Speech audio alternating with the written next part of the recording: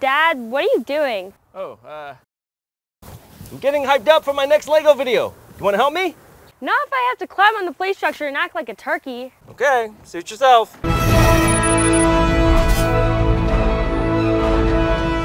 Here it is, the LEGO Titanic, currently the biggest LEGO model set in existence.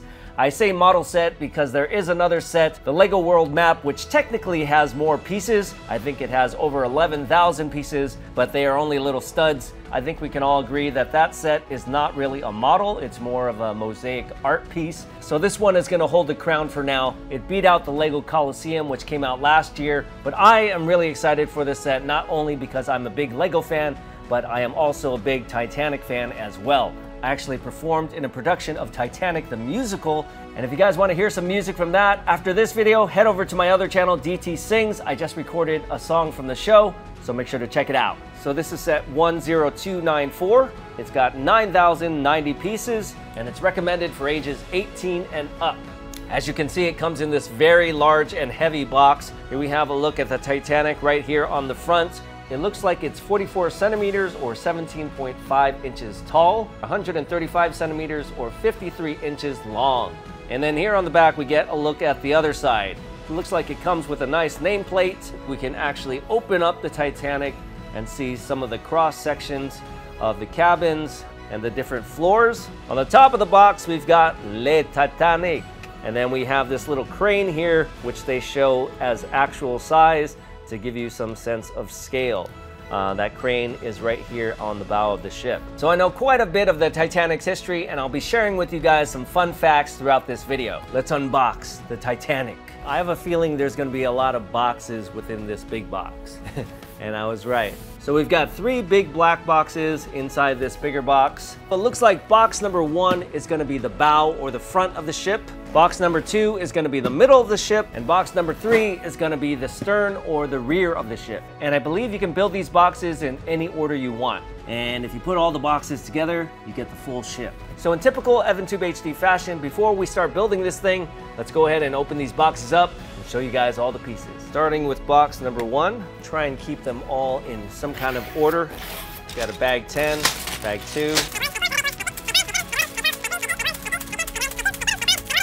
We also have a few rods, and we have our little envelope. And inside, we have book number 1. We'll put all the box 1 pieces over here for now. Let's go ahead and open up box 2.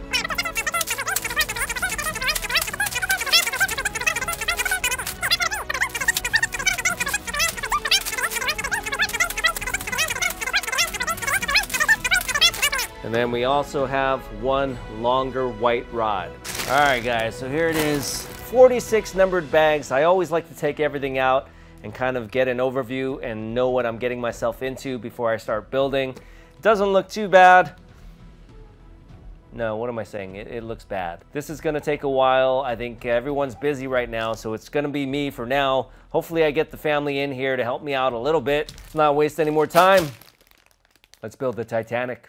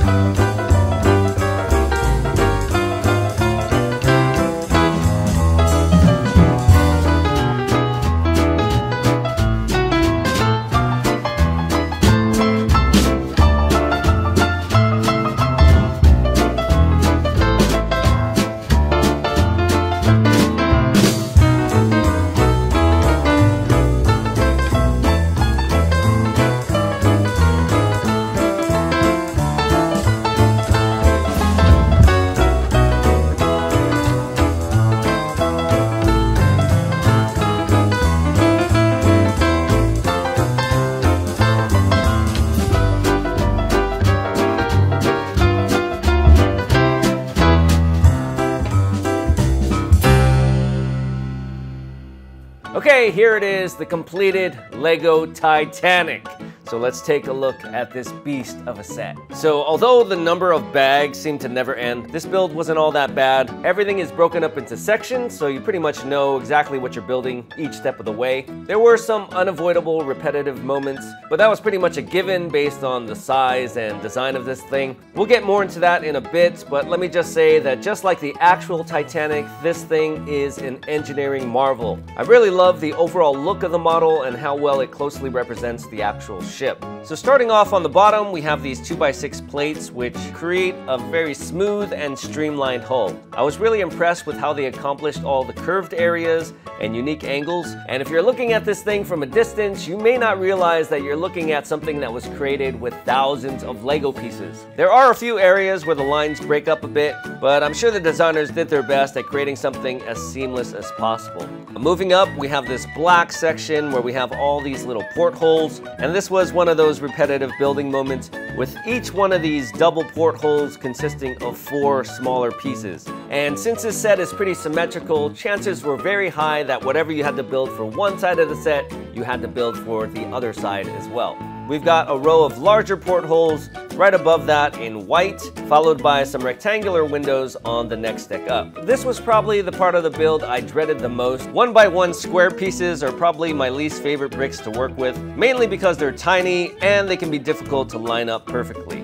On the next level up, we have the first class promenade with some open air windows, and on the inside we have a lounge area, which we'll see in a bit. So this was kind of a cool deck where the first class could just get outside, get some fresh air, see the ocean, and then finally on the top we have the boat deck, and this is where most of the exterior detail is on this set.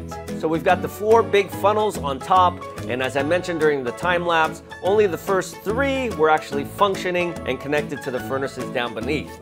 The 4th one here was just added for aesthetics and also for some ventilation. I believe there's a smoking room right down there. I guess it's sort of a good idea to have some ventilation for all that secondhand smoke. And speaking of ventilation, the ship also has several of these dorade boxes which are made out of white telephone pieces. These things allow fresh air to come in while at the same time keeping water out. We can see some railings that just snap into place and some windows which provide some ambient light to some of those first class areas. We've got the lifeboats here along with their lowering mechanisms, and after building 16 of these little things, I can honestly say I am an expert at building LEGO lifeboats. So obviously the number of lifeboats was a big player in the disaster. There weren't enough lifeboats and they didn't fill up the lifeboats to full capacity. As you can see, there's a lot of open space here on the first class deck, and this area could have housed a lot more lifeboats, but the ship company decided to have more deck space for the first class. So up here in the front we have the bridge. We've got some windows up here. It extends out to the side so an officer could walk out to the edge and easily see down the entire side of the ship. Behind this first funnel we've got the radio room, a little skylight over the grand staircase, and I believe there was a gym over here. Over here we have the Cafe Parisian, we've got the compass platform. Then moving to the bow of the ship, we have the bridge deck. We've got some of these big cargo cranes, some stairs making the deck accessible. In the very front, we've got 3 black sausage anchors. 2 of them are hanging out of the sides. And then we've got the bigger one in the middle and a large crane that's able to drop that over the side of the ship. There's a nice plate with Titanic printed on it that can be found on both sides.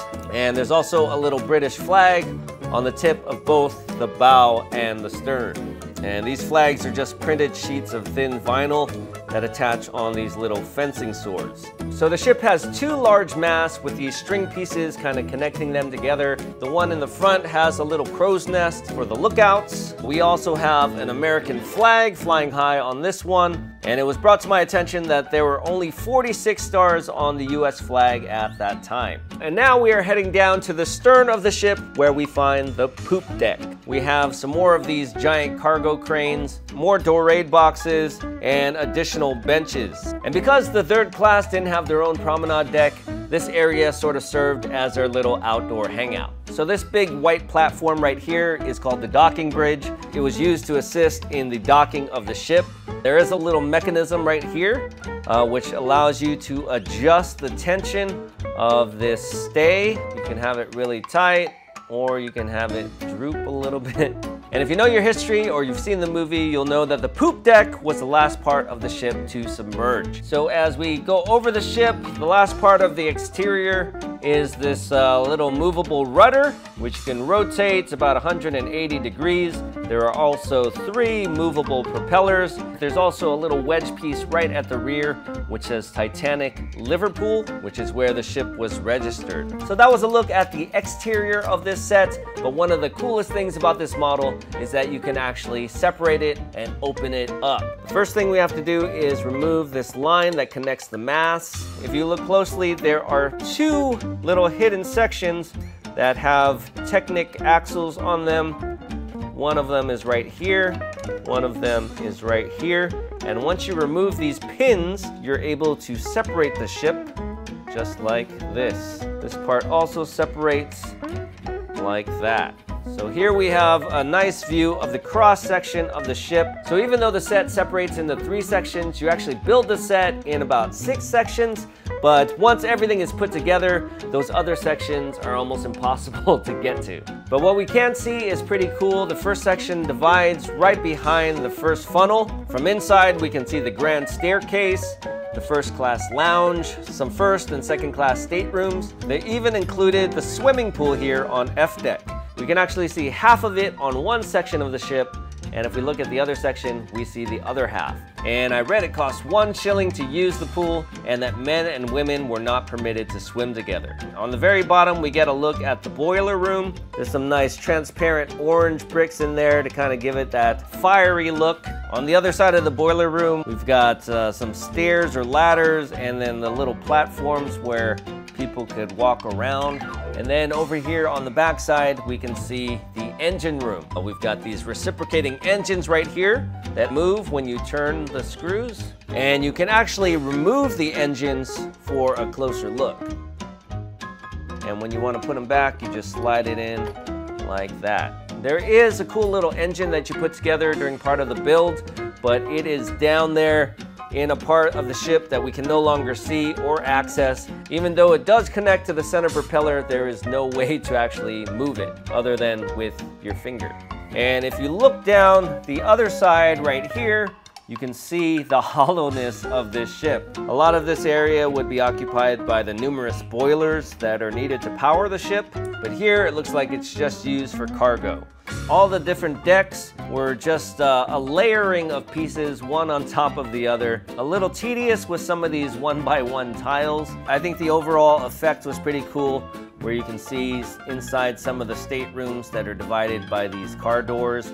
We have little white beds in some of them, even though a lot of the second and third class cabins utilize bunk beds. But I thought the engineering and how they allowed you to separate the set into 3 different sections was ingenious. And even though it is really cool that you can see inside, I think the majority of people that build this set are going to be displaying this thing as one unit. But let's go ahead and put this thing back together.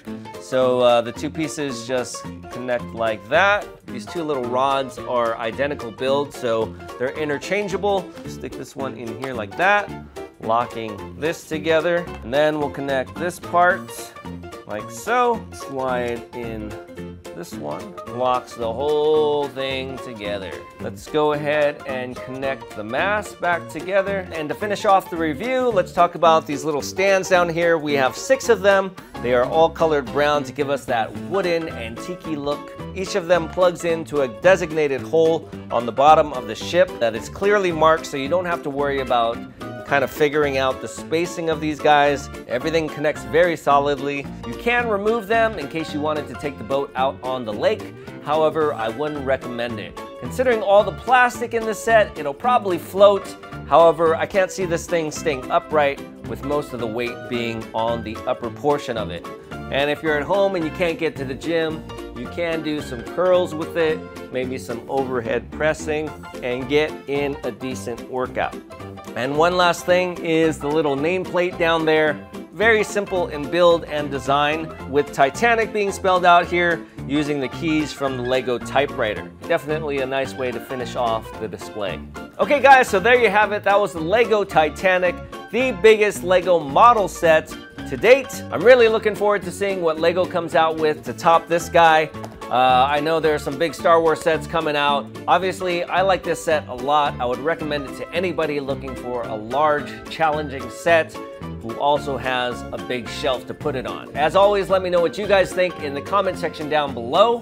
Stay tuned, Evan is working on another big LEGO set, which we should have out shortly. In the meantime, check out my other channel, DT's Geek Show. I do a lot more reviews over there. Also, make sure to check out my other channel, DT Sings. I'll be uploading some music that I recorded from Titanic the musical. I hope you guys enjoyed the video. Thanks for watching, and we'll see you guys next time. Bye-bye.